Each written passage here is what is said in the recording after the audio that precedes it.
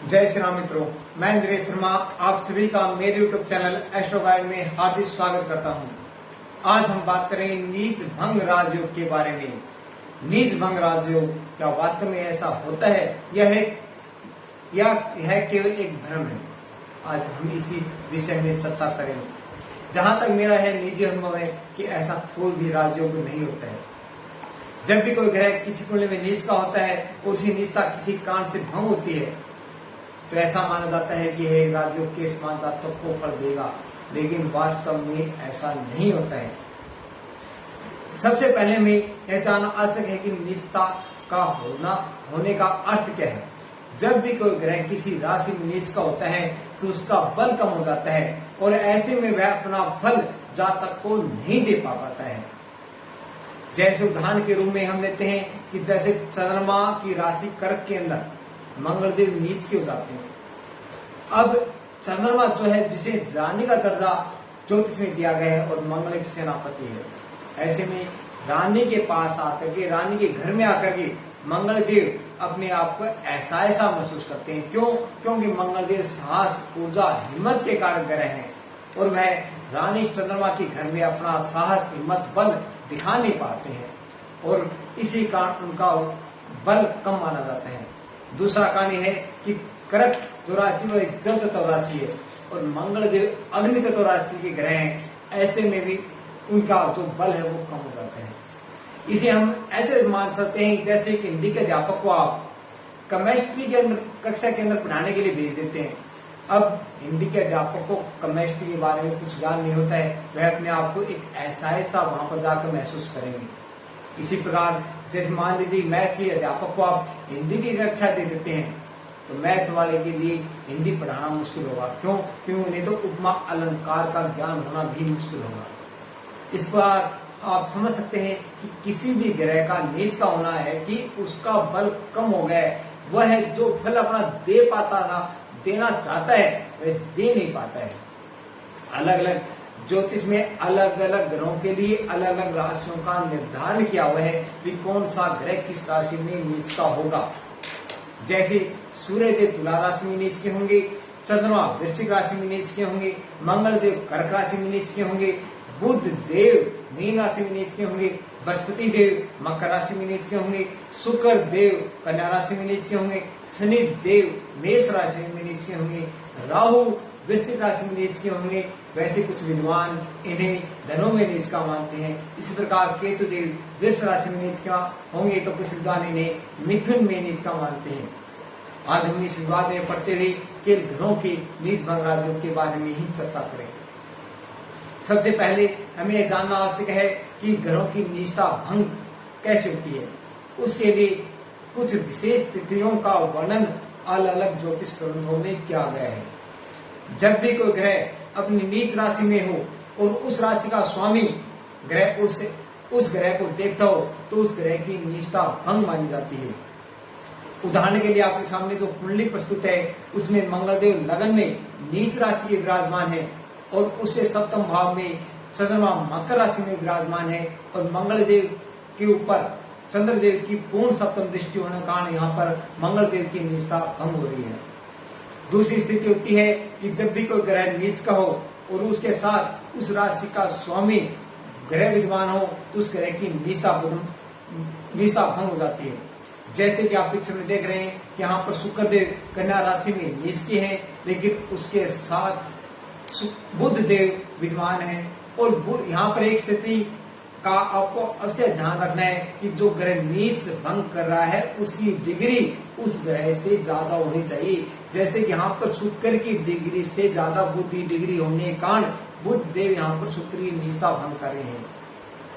तीसरी स्थिति होती है कि जब भी कोई ग्रह किसी नीच राशि में विद्वान हो और उस राशि में कोई ऐसा ग्रह अगर बैठ जाए जो उस राशि में ऊंच का होता है तो भी उस ग्रह की नीचता भंग हो जाती है। जैसे यहाँ पर आप पिक्चर में देख सकते हैं कि मंगलदेव कर्क राशि में नीच के बैठे हैं, लेकिन यहाँ पर गुरुदेव भी आकर बैठ गए हैं और गुरुदेव कर्क राशि में ऊंच के होते हैं, इसलिए यहाँ पर मंगल की नीचता भंग हो जाती है। एक अन्य स्थिति होती है कि जब भी कोई ग्रह नीच राशि में हो लेकिन वह उस राशि स्वामी के साथ परिवर्तन योग बना लेता है, तो भी उस ग्रह की निष्ठा भंग हो जाती है। जैसे उदाहरण के लिए आपके सामने जो पिक्चर आ रही है उसके अंदर सूर्य देव तुला राशि में विराजमान है और सूर्य देव की राशि सिंह के अंदर शुक्र देव विराजमान है। इस कारण यहाँ पर सूर्य की निष्ठा भंग हो रही है। एक अन्य स्थिति होती है कि जब भी कोई ग्रह लगन कुंडली में नीच का हो लेकिन वह नवांश में भी उसका हो जाता है तो भी उसकी निष्ठा भंग मानी जाती है। जैसे आपके सामने उदाहरण के रूप में जो कुंडली दी गई है, यहाँ पर लगन में शुक्र देव कन्या राशि में बैठे हुए हैं जबकि नवमांश में वो मीन राशि में बैठे हुए हैं। इस कारण शुक्र की निष्ठा भंग हो गई है। अब यहाँ पर ग्रहों की निष्ठा तो भंग होगी लेकिन क्या ये राजयोग देंगे? नहीं। उनका हम फल कैसे देखेंगे उसे बताने के लिए ही मैंने वीडियो का निर्माण किया है। जब भी कोई ग्रह नीच का होता है तो उसकी निष्ठा भंग करने वाले ग्रह का उसके ऊपर कुछ न कुछ प्रभाव होता है। जैसे सबसे पहले हमने जो उदाहरण लिया था वहां पर मंगल देव लगन में नीच राशि में विराजमान है लेकिन सप्तम भाव से चंद्रमा लगन को देख रहे हैं, मंगल देव को देख रहे हैं। ऐसे में मंगल देव जो लगन में बैठकर लगन की हानि करने वाले थे, शरीर की हानि करने वाले थे, वह चंद्र देव की दृष्टि कारण उस लगन की हानि नहीं कर पाएंगे। इस कारण मंगल देव की निष्ठा केवल इतनी भंग होगी कि वह लगन से संबंधित अशुभ फल जातक को नहीं दे पाएंगे। लेकिन मंगल देव कुंडली में जिन भावों के स्वामी बन रहे हैं, जैसे कि इस कुंडली के अंदर पंचम और दसम भाव के स्वामी बन रहे हैं, ऐसे में वो पंचम और दसम भाव से संबंधित फल अपने आसानी से नहीं ले पाएंगे।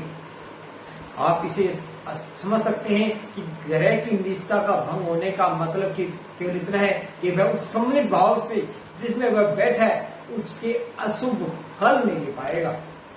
जैसे दूसरी कुंडली हमने ली कि उसके साथ उच्च राशि का स्वामी बैठा हो, जैसे कर्क लगन में ही हमने लिया था कि मंगल देव के साथ गुरु ग्रह बैठे हैं। ऐसे में मंगल देव जो अशुभ फल देने वाले थे लगन के, वह गुरुदेव के लगन में ऊंच के बैठे होने के कारण उसके ज्यादा शुभ फल जातक को मिलेंगे। ऐसे में हम मान सकते हैं कि मंगल की निष्ठा भंग होगी लेकिन वह निष्ठा केवल लगन तक ही सीमित रहेगी। ऐसे में यह नहीं होगा कि पंचम और दसम के भी मंगल अपने पूर्ण फल दे पाएगा। हाँ, यह अलग बात है कि मंगल के पंचम भाव पर गुरु की यहाँ पर दृष्टि होगी, इस कारण से शुभ फल जातक को मिल पाएगी।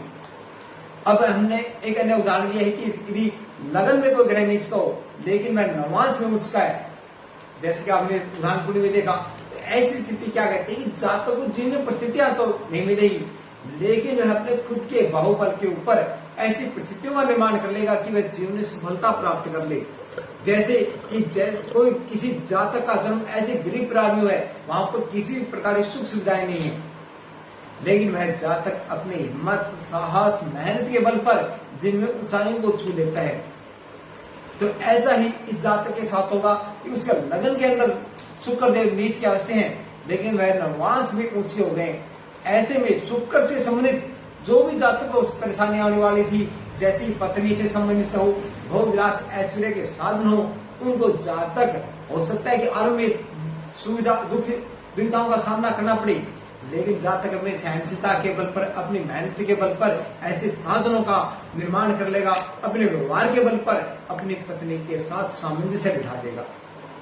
इसी प्रकार हमने एक उदाहरण लिया था कि जब राशि परिवर्तन के कारण ग्रह की निष्ठा भंग हो रही है तो वह ग्रह उस भाव से संबंधित अशुभ फल अपने नहीं दे पाएगा। इसका कारण क्या है कि इस कुंडली के अंदर शुक्र देव जो लगन के मालिक होकर 11वें भाव में बैठ गए, ऐसे में सूर्य के जो नीच के होने के कारण 11वें भाव के अशुभ फल जातक को मिलने थे या देर से मिलने थे, उनमें कमी नहीं होगी क्योंकि यहाँ पर शुक्रदेव लगने से 11वें भाव में बैठ गए, वो जातक की इच्छाओं की पूर्ति कर देंगे। जातक को शुक्रदेव के कारण अच्छी आय की प्राप्ति होगी, न कि सूर्य देव की निष्ठा भंग होने के कारण।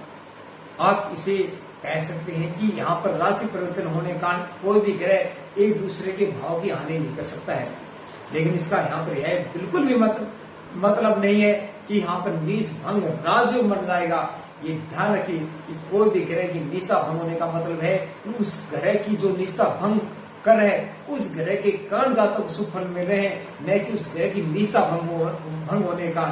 कोई भी ग्रह की यदि निष्ठा भंग होती है तो वह उस भाव से संबंधित जो अशुभ फल अपने देने होते हैं वह नहीं दे पाते हैं। लेकिन वह भी जिस भी भाव को वह मालिक होता है उसे संबंधित फल निश्चित रूप से ही जातकों को देख से मिलेंगे, ऐसा मेरा अनुभव है। और जैसा मैंने अपने ज्योतिष विद्वानों से सीखा है, जितना भी मैंने किताबों में पढ़ा है या मैंने अनुभव किया है, वही सब मैंने आज आपके सामने रखा है।